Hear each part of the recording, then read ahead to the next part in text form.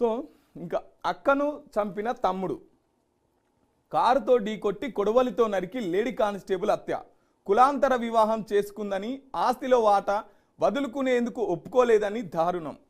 రంగారెడ్డి జిల్లా రాయపోల్లో ఘటన. ఇది పరువు హత్యేనని బంధువుల ఆరోపణ. ఎంత దారుణం అంటే అసలు మనుషుల మధ్య ప్రేమలు ఎంత కరువైపోయి ఎంతకు దారి తీసినాయంటే, సొంత అక్కనే, అక్క హయత్ నగర్లో కానిస్టేబుల్గా జాబ్ చేస్తుంది. ఈ మధ్య నవంబర్ 10 తారీఖు అనుకుంటా, నవంబర్ 10 తారీఖు అట్లా ఒక ప్రేమ వివాహం చేసుకుంది. ఇంటర్ క్యాస్ట్ మ్యారేజ్ చేసుకున్నందుకే అని చెప్పేసి పరువు హత్య అని బంధువులు ఆరోపిస్తున్నారు. సో ఈమె ఒక కానిస్టేబుల్, సొంత అక్కని చూడకుండా తమ్ముడు కారుతో కాపు కాసి మాటు వేసి అక్క ఇంటి నుంచి బయటికి స్కూటీ తీసుకొని బయటకు వస్తున్న క్రమంలో కారుతో ఢీకొట్టి అత్యంత దారుణంగా కొడవలితో, అబ్బా పొద్దుగాలని చూడండి ఎంత దారుణమైన విషయం అంటే. సో దీని గురించి ఇంకొంచెం క్లుప్తంగా తెలుసుకునే ప్రయత్నం చేద్దాం. మనకు ఫోన్లో అందుబాటులోకి వస్తానన్నారు మహిళా సంఘం నేత, అక్కని చంపిన తమ్ముడు. సో ఎంత దారుణం చూడండి. హలో హలో హలో మేడం, నేను బీఆర్కే న్యూస్ మధు అండి. మధు. సో మేడం, నిన్న హయత్ నగర్ కానిస్టేబుల్ ఇబ్రహీంపట్నం దగ్గర ఒక దారుణ హత్య, సొంత తమ్ముడి చేత దారుణ హత్యకు గురైంది. సో దాన్ని మీరు ఏ విధంగా చూస్తారు? అసలు ఎందుకు ఈ హత్యలు జరుగుతున్నాయి? ఒక కుటుంబం మధ్యలోనే ఎందుకు ఇటువంటి సొంత తమ్ముడే అక్కని చంపాల్సిన పరిస్థితులు ఏర్పడుతున్నాయి? దీనికి ఎట్లా దీన్ని తగ్గాలంటే దీన్ని ఏం చేస్తే ఇటువంటివి మళ్ళీ రిపీట్ అవ్వకుండా ఉంటాయి? అంటే అది ఒక హత్య, పరువు హత్యగా జనాలు వాళ్ళ ఇంట్లో ఒక పరువు హత్య జరిగింది మేడం. అంటే ఒక ఎస్సీ ఒక అబ్బాయిని పెళ్లి చేసుకున్నందుకు వాళ్ళ తమ్ముడు కానిస్టేబుల్ అని కూడా చూడలేదు వాళ్ళ అక్కని. అంత అమ్మాయి అంత చదువుకొని తన కాళ్ళ మీద తాను నిలబడి అంత కష్టపడి ఉద్యోగం తెచ్చుకొని, ఈ రోజులలో ఉద్యోగం తెచ్చుకునేది అంత ఈజీ అయిన విషయం కాదు. అమ్మాయి అంత పోటీ ప్రపంచంలో పోటీపడి తనంతట తాను ఉద్యోగం తెచ్చుకొని తన జీవితాన్ని తను ఎంచుకునే స్వేచ్ఛ కూడా ఈ రోజు ఒక ఆడపిల్లకి లేకుండా పోయింది. గతంలో కూడా మనము ప్రణయ్, అమృత ఇలాంటి వాళ్ళని చూస్తే అబ్బాయిని చంపారు, అక్కడ అబ్బాయిని చంపారు. అంటే ఇక్కడ అమ్మాయిలా అబ్బాయిలా అనే విషయం కాదు. ఈ పరువు హత్యల్ని మనం ఓన్లీ కులంగానే కాకుండా ఇక్కడ ఆర్థిక పరమైనవి కూడా ఉన్నాయి. అదే నిన్న చంపిన అమ్మాయి అదే ఎస్సీ కులస్తుడు ఒకవేళ ఇండస్ట్రియలిస్ట్ అయి ఉంటే, కోట్లాధిపతి అయి ఉంటే ఈ హత్య జరిగేదా? ఇది కూడా ఒక కోణంలో మనం చూడాలి. అసలు ఈ కులాలనేది ఎలా పుట్టినాయి సమాజంలో? ఆర్యన్స్ నుంచి, బ్రిటిషర్స్ నుంచి ఇలాంటి చరిత్ర తెలుసుకోలేనంత కాలము ఇలాంటి హత్యలు జరుగుతూనే ఉంటాయి. ఈ కులాలు అనేది వాళ్ళు చేసే పనుల మీద నుంచి ఆధారపడి వచ్చినాయా, ఎలా జరిగినాయి అనేది మనం సమాజానికి చెప్పాల్సిన అవసరం ఉంది. ఇవాళ గవర్నమెంట్ కూడా, సెంట్రల్ గవర్నమెంట్ కావచ్చు, స్టేట్ గవర్నమెంట్ కావచ్చు, కులరహిత సమాజం కోసము ఇంటర్ క్యాస్ట్ మ్యారేజ్ చేసుకున్న వాళ్ళకు 2,50,000 వాళ్ళకు ఒక ఇన్సెంటివ్స్ లాగా ఇస్తున్నారు. అందులో 2 దఫాలుగా ఇస్తున్నారు. అది ఒకటేమో ఇమీడియట్ గా ఇస్తున్నారు ఒక పార్ట్, ఇంకొక పార్ట్ ఏమో వాళ్ళకు 3 years ఫిక్స్డ్ గా దాన్ని చేస్తున్నారు. ఎందుకు చేస్తున్నారు అంటే వాళ్ళకు అదొక భరోసా ఇస్తుంది గవర్నమెంట్. ఇంకొక విషయం ఏంటంటే దీనికి చట్టభద్రత కల్పించాల్సిన అవసరం ఉంది. 2024 సంవత్సరంలో మనం బ్రతుకుతూ కూడా ఇంకా కులానికి బేస్ వేసుకొని ఇంత ఫార్వర్డ్ గా ఉన్నాం. మనము స్పేస్ లోకి వెళ్తున్నాము. ప్రపంచం ఎక్కడికి పోతుంది, మనం ఎక్కడ ఉంటున్నాం అనేది కూడా కామన్ సెన్స్ లేకుండా అసలు కులాన్ని వీళ్ళు ఇంత ఘోరంగా ఒక చంపే స్థాయికి వస్తే మనుషులు ముఖ్యమా కులం ముఖ్యమా అనేది జనాలకి ఎందుకు అర్థం అవ్వట్లేదు? సో ఇక్కడ సొంత అక్క కదా మేడం, ఇంత ముందుకు జరిగిన ఘటనలు అంటే సంబంధం అని కూడా అవును. లేదు అసలు. ఉమ్, అమ్మాయి అంత కష్టపడి చదువుకొని అంత చేసి 1 సంవత్సరం కూడా తనంతట తాను ఇష్టంగా బ్రతకలేని సమాజంలో ఇవాళ మనం పెరుగుతున్నాం. అవును. అంటే ఇలాంటి విషయాలపైన అసలు ఒక అమ్మాయి కానీ ఒక ఆడది వాళ్ళ స్వేచ్ఛను ఎవరి నుంచో తీసుకోవడం కాదు, వాళ్ళు తెచ్చుకోవాలి స్వేచ్ఛ. తల్లి కావచ్చు, అక్క కావచ్చు, చెల్లి కావచ్చు, ఎవరైనా ఈ విషయం మీద ఓపెన్ గా చర్చించుకొని ఓపెన్ గా మాట్లాడి మీకు ఇష్టమైన జీవితాన్ని మీరు బ్రతకొచ్చు అనే ఒక చేయూతని ఆడదే ఇచ్చుకోవాలి. ఇప్పుడు ఎవరినో మన స్వేచ్ఛను వేరే దగ్గర నుంచి తీసుకోవడం కాదు, మన స్వేచ్ఛని మనమే తెచ్చుకోవాలి. ఈ మెయిల్ డామినేటెడ్ సొసైటీలో ఒక ఆడది ఎక్కువ చదువుకున్నా ఓర్చుకోలేని పరిస్థితి.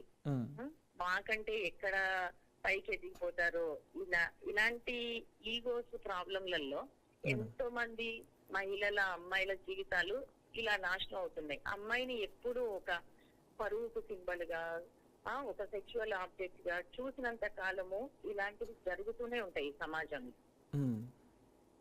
దీని మీద అవేర్నెస్ తేవాలి అంటే మనం ఇప్పుడు చిన్నప్పటి నుంచే పిల్లలలో అసలు ఈ కులం అంటే ఏంటి, మనుషులలో 2 జాతులు, ఒక ఆడజాతి ఒక మగ జాతి, ఈక్వాలిటీ అందరికి ఉంది, ఈక్వల్ రైట్స్ ఇలా ఉన్నాయి అనేది ఇప్పుడున్న జనరేషన్ కి మనం చెప్పకపోతే ఫ్యూచర్ అనేది చాలా ఘోరంగా ఉంటది. అసలు ఈ ప్రేమల మధ్య కులం ఇంతగా చిచ్చు పెట్టడానికి కారణాలు ఏంటంటారు? అదే చెప్తున్నా, ఈ కులాలు అనేది అసలు ఎక్కడి నుంచి వచ్చాయి, ఎలా వచ్చాయి అనేది సమాజానికి మనం నేర్పడంత కాలము. ఇక్కడ కులం అనేది ఒక్కటే కాదు, ఆర్థిక పరమైన కారణాలు కూడా ఉంటాయి. అదే ఇప్పుడు ఎగ్జాంపుల్ చెప్తున్నా నేను, అదే అబ్బాయికి బంజారా హిల్స్ లోనో ఎక్కడో బ్రతికుండి లేదంటే అమెరికాలో ఎక్కడో జాబ్ చేస్తూ 1 కోటి రూపాయల సంపాదన తల్లిదండ్రులు బాగా సంపాదించి ఉంటే ఇలా చంపుతారా?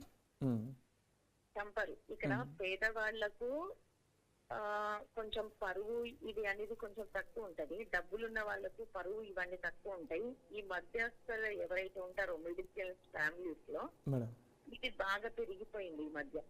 సో ఇక్కడ కులము డబ్బు రెండు పని చేసినాయి. ఓకే. ఇప్పుడు అమృత ప్రణయ్ది చూసుకుంటే అక్కడ 2 పని చేసినాయి కదా. అవును. సో ఇలాంటి మనము చరిత్ర అసలు ఈ కులరహిత వివాహాలు ఎవరైతే చేస్తున్నారో వీళ్ళు ఎందుకు చంపబడుతున్నారు అనేది మనము ఒక సర్వే చేస్తే ఖచ్చితంగా ఈ 2 పని చేస్తున్నాయి. అక్కడ అమ్మాయా అబ్బాయా అని కాదు, ఇక్కడ అమ్మాయిలు అబ్బాయిలు అని ఏం లేదు. ఇప్పుడు అక్క కాబట్టి ఆ అమ్మాయి కనీసం పోలీసు అని కూడా కొంచెం కూడా ఇది లేదు. అమ్మాయి పెళ్లి చేసుకొని ఎన్ని రోజులైంది, ఏం జీవితాన్ని అనుభవించింది ఆ అమ్మాయి, మళ్ళీ తిరిగి చేయగలరా అమ్మాయిని ఇప్పుడు? అంటే అంత కిరాతకంగా కారుతోని గుద్ది కొడువలతోని నరికి అంత కోపం, అంత ఏమంటారు సొంత అక్క తోడబుట్టిన అక్కను మెంటల్ కొంచెం డిజార్డర్ అయ్యి కూడా ఉండొచ్చు వీళ్ళకు. ఇవన్నీ కూడా ఫ్రస్ట్రేషన్ కోపంలో తీసుకున్న నిర్ణయాలలో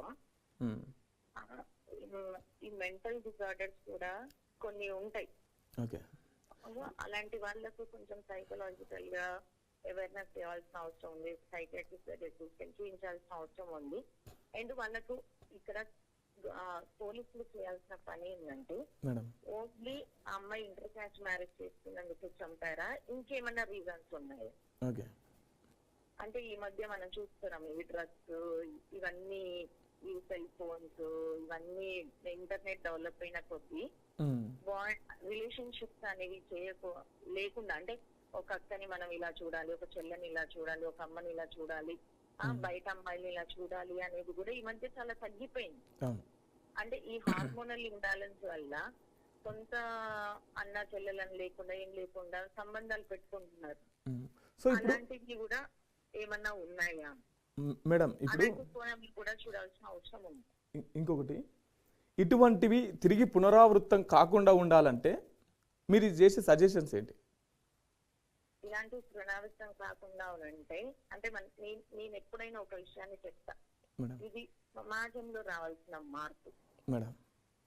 మొదటిగా ఒక ఇంట్లో ఒక తల్లిదండ్రుల బాధ్యత కావచ్చు, సమాజం బాధ్యత కావచ్చు, అసలు ఈ కుల నిర్మూలన జరగాలి అనేది అంబేద్కర్ ఎప్పుడో చెప్పిన విషయం. ఆయన కుల నిర్మూలన ఎలా జరుగుతుంది అనేది చెప్పిన దాంట్లో ఇది కూడా ఒక అంశం ఉంది. కులాంతర వివాహాలు అనేది ఒక అంశం ఉంది. అన్ని కులాల వాళ్లకు అన్ని ప్లేసులలో కూడా ఉద్యోగాలు ఇవ్వాలి అనేది ఇంకొక విషయాన్ని చెప్పాడు. అంటే ఇలాంటి అంబేద్కరిజం అని మహాత్మా జ్యోతిబాబు ఇలాంటి వాళ్ళు చెప్పిన ఇజాన్ని మనం సమాజంలోకి ప్రతి ఒక్కరి మైండ్లలో తీసుకెళ్లాల్సిన అవసరం ఉంది. అది బ్రాహ్మణుల, రెడ్డిల, కమ్మల, కాపుల ఇవన్నీ కాదు, మనుషులందరికీ ఈ విషయాలు తీసుకెళ్లాల్సిన అవసరం. సో మొత్తం మీద అయితే అవేర్నెస్ రావాలి, ప్రజలకి అవేర్నెస్ రావాలి. గవర్నమెంట్ కూడా కొన్ని స్కీమ్స్, ఇంకా కొన్ని స్కీమ్స్ ఇప్పుడు నిన్ననే ఈ కులరహిత సమాజం కోసము భోజనాలు అనేవి నిన్న ఒక ప్రోగ్రామ్ కండక్ట్ చేసి ఎన్నో సంఘాలు ఉన్నాయి. ఈ కుల నిర్మూలన సంఘాలు చాలా ఉన్నాయి. అంటే ఇలాంటి సంఘాలు కావచ్చు, ఇవన్నీ కూడా సమాజంలో ముఖ్యంగా ఇప్పుడిప్పుడు ఎదుగుతున్న జెన్జీ జనరేషన్ పిల్లలలో గాని అన్నిట్లలో ఈ కులము అనేది అసలు దీని చరిత్ర ఏంది, దీని నిర్మూలన ఏంది, అసలు ఇవన్నీ కూడా సమాజంలో మార్పు రన్నంత కాలము ఎక్కడ కూడా నీకు వ్యక్తిగత మార్పులు రావు. Okay okay, thank you madam. అలాగే ఇంకొక విషయం, ఇప్పుడు సీఎం రేవంత్ రెడ్డి తీసుకున్న ఒక నిర్ణయాన్ని మనం చాలా అప్రిషియేట్ చేయాలి మేడం. ఆయన ఇంటిగ్రేటెడ్ స్కూల్స్ అనేవి ఏదైతే డెవలప్ చేస్తున్నారో, అంటే ఈ గురుకులాస్ లో క్యాస్ట్ బేస్డ్ గురుకులాస్ ఉన్నాయి, దాన్ని మొత్తం కంప్లీట్ గా తీసేసి ఇంటిగ్రేటెడ్ అన్ని కులాల వాళ్ళు ఒకే విధంగా అందరికి ఈక్వల్ చేసి ఇలాంటి సిస్టమ్ లో ఒక డెవలప్ చేస్తున్నందుకు నిజంగా ఆయనకి ఇప్పుడు మనం కృతజ్ఞతలు చెప్పుకోవాల్సిన అవసరం ఉంది. ఎందుకంటే ఇది సమాజంలో మార్పులు ఇది ఒక మొదటి మెట్టు అనుకోవాలి మనం. Okay okay, thank you madam, thank you so much. So మొత్తం మీద ఇక్కడ డబ్బు, కులం, అతనిది తక్కువ కులం, ఇంకోటి అతనికి డబ్బు లేని కారణంగా సొంత అక్కను చూడకుండా అతనితో నువ్వు అతన్ని పెళ్లి చేసుకుంటావా అని చెప్పేసి సొంత అక్కను, ఈమె హయత్ నగర్లో కానిస్టేబుల్గా వర్క్ చేస్తున్నది, కారుతో గుద్ది కొడువలతో నరికి చంపినటువంటి ఘటన.